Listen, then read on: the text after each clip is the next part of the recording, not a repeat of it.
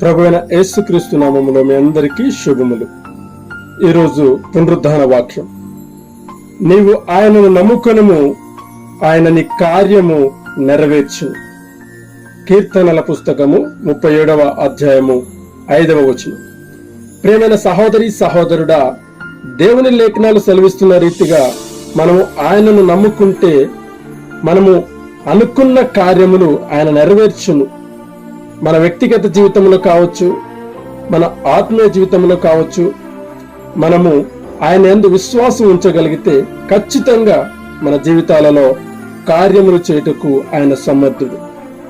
మనం అనుకున్నది జరిగిన సందర్భాలలో అనేక విధములుగా మాట్లాడుతూ ఉంటాం, చిరాకు పడుతూ ఉంటాం, మనశ్శాంతి లేకుండా జీవిస్తూ ఉంటాం. కానీ అద్భుతాలు చేసే దేవుని యందు నమ్మకమును విశ్వాసమును మాత్రం ఉంచలేం. కానీ ప్రియులారా, దేవుని లేఖనాలు సెలవిస్తున్నాయి, నీవు ఆయన యందు నమ్మకం ఉంచితే ఆయన నీ కార్యములు సఫలపరుస్తాడు అని.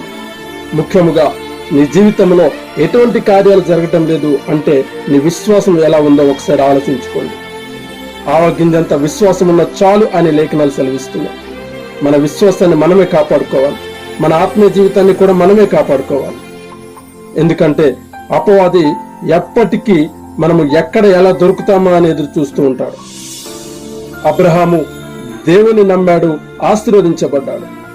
యోబు గారు దేవుణ్ణి ఎంత నమ్మకం ఉంచాడు, పోగొట్టుకున్న దానికంటే రెట్టింపు ఆశీర్వాదాన్ని పొందుకున్నాడు. దేవుని నమ్ముకున్న వారు ఎన్నడూ కూడా సిగ్గుపడరు, అవమానమునందరు.